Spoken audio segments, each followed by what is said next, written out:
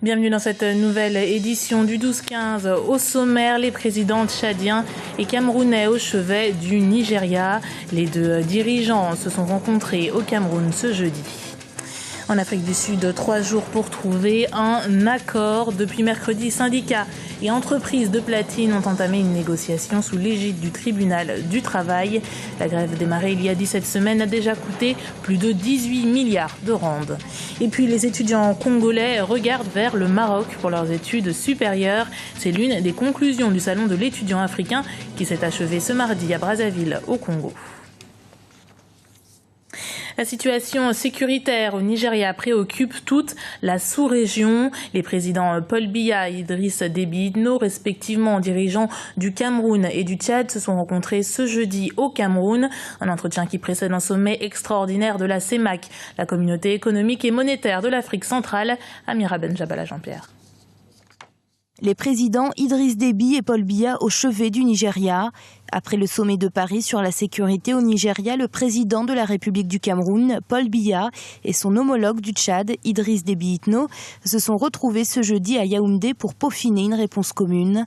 Le Cameroun et le Tchad sont deux pays liés solidement par la géographie, l'histoire et la très forte parenté des populations, mais aussi deux pays directement touchés par la crise sécuritaire chez leurs voisins, la Centrafrique et le Nigeria, avec Boko Haram. Très engagés, les deux chefs d'État entendent apporter une réponse forte à ces crises pour sécuriser la sous-région. Nous sommes ici pour affirmer notre solidarité et notre détermination à lutter vigoureusement contre le Boko Haram. Pendant que je suis ici, ils ont commis un attentat de plus, ils ont attaqué des entrepreneurs. Et donc le problème Boko Haram a cessé d'être uniquement un problème nigérian, il est devenu un problème régional, sinon continental. Nous sommes ici pour déclarer la guerre au Boko Haram. Si les questions de paix, de sécurité transfrontalière et de développement économique ont été à l'ordre du jour de la séance de la rencontre de ce jeudi, la situation transfrontalière est devenue l'épicentre de l'axe Yaoundé-N'Djamena. Avec le Nigeria et la République centrafricaine, le Cameroun et le Tchad, outre la guerre déclarée à l'organisation Boko Haram, doivent gérer les questions de circulation des armes, l'afflux des réfugiés et la coopération militaire.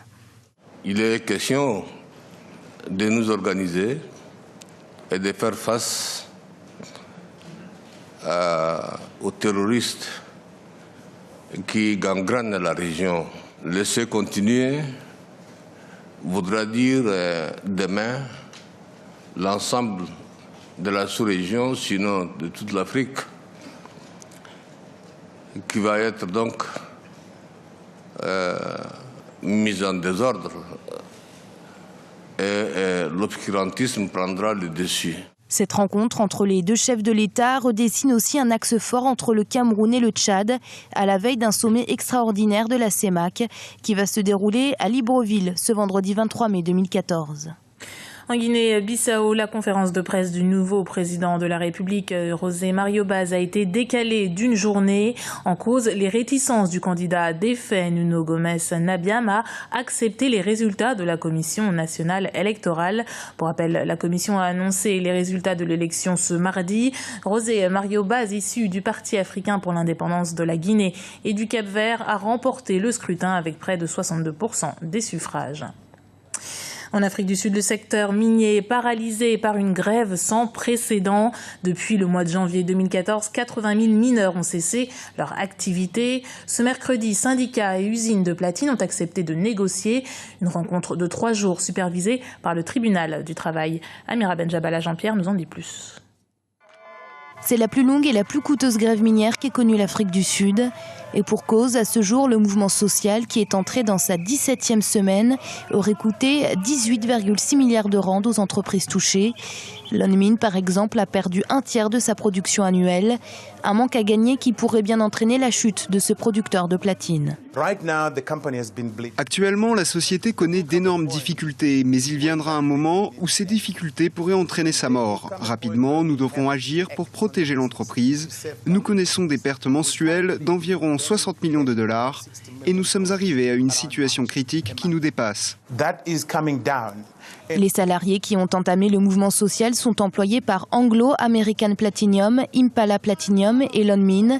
Ils réclament depuis le début un salaire de base mensuel de 12 500 rands, hors prime. Une revendication qui fait l'objet d'un bras de fer sans fin entre les deux parties.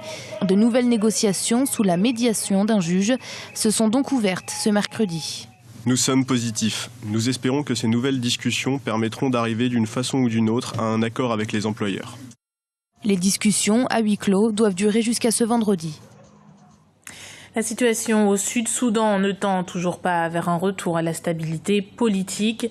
Les réfugiés sont de plus en plus nombreux à occuper des camps qui dépassent largement leur capacité en eau, en nourriture et en espace. Les responsables n'hésitent plus à parler de risque de famine. Thierry Noiron. Au Sud-Soudan, les réfugiés affluent chaque jour par centaines dans les camps, rendant la salubrité et l'accès à la nourriture impossible. Les ONG sur place affirment que si les combats ne cessent pas rapidement, le pays risque une grave crise humanitaire. Pour cause, les agriculteurs devraient être en pleine récolte. Pourtant, la plupart d'entre eux ont dû quitter leur habitation par peur. Plus d'1,3 million de personnes ont été déplacées. Nous souffrons, nous avons faim et soif, le marché est entièrement fermé, il n'y a pas de nourriture, c'est pourquoi nous sommes venus ici. L'ONU nous a donné certains produits alimentaires comme du sorgho, des lentilles et de l'eau, mais nous n'avons toujours pas de tente. Même pour ceux qui sont restés dans leur ferme, les affaires vont mal. Difficile de vendre quand la moitié de la clientèle a quitté la région. Les prix ont donc grimpé. Certains tentent tout de même de rester raisonnables pour apporter leur aide aux plus démunis. Les gens souffrent. C'est pourquoi je suis venu ici pour les aider en vendant ma marchandise à un prix abordable. Parce que certaines personnes vendent leurs marchandises à des prix très élevés. C'est pour cette raison que je viens ici les aider. Selon la FAO, l'Organisation des Nations Unies pour l'alimentation et l'agriculture, actuellement près de 4,4 millions de personnes souffriraient de la faim au Sud-Soudan. 3 semaines après le refoulement de milliers de Kinois de la capitale congolaise, la République démocratique du Congo riposte. Depuis mercredi, les autorités de Kinshasa ont annoncé que les ressortissants du Congo devraient se munir d'un passeport et d'un visa pour entrer en République démocratique du Congo. Le ministre de l'Intérieur kinois n'hésite plus à parler de crise entre les deux pays voisins et il a précisé qu'une nouvelle réunion entre Kinshasa et Brazzaville était prévue. On reste au Congo où les étudiants congolais s'intéressent de plus en plus aux études à l'étranger. C'est l'un des enseignements du Forum de l'étudiant africain qui s'est tenu les 20 et 21 mai 2014 à Brazzaville. Pendant 2 jours, les élèves en classe de terminale sont entrés en contact avec les promoteurs d'écoles marocaines. Reportage de Prince Bafolo, notre correspondant au Congo. En 2 jours, 3500 élèves congolais ont visité les stands du Forum de l'étudiant africain à Brazzaville. Organisé par le groupe de l'étudiant marocain et le cabinet Maroc Export, ce forum avait pour objectif d'informer et d'orienter les futurs étudiants désireux de poursuivre leurs études au Maroc. Pour ce faire, les promoteurs de grandes universités marocaines ont fait le déplacement de Brazzaville. Face aux élèves, chacun a vanté les mérites de son école. Pour des pilotes, par exemple, on a envoyé nos candidats en Europe ou aux États-Unis. Or, nous avons tout aujourd'hui en Afrique, au Maroc, où on peut former nos candidats.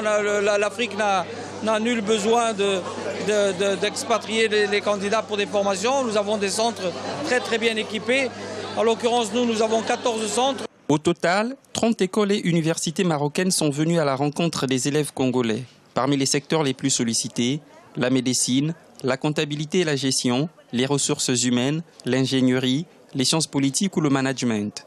En attendant d'obtenir leur baccalauréat, chacun s'est fait une idée en vue d'une orientation dans le cursus universitaire.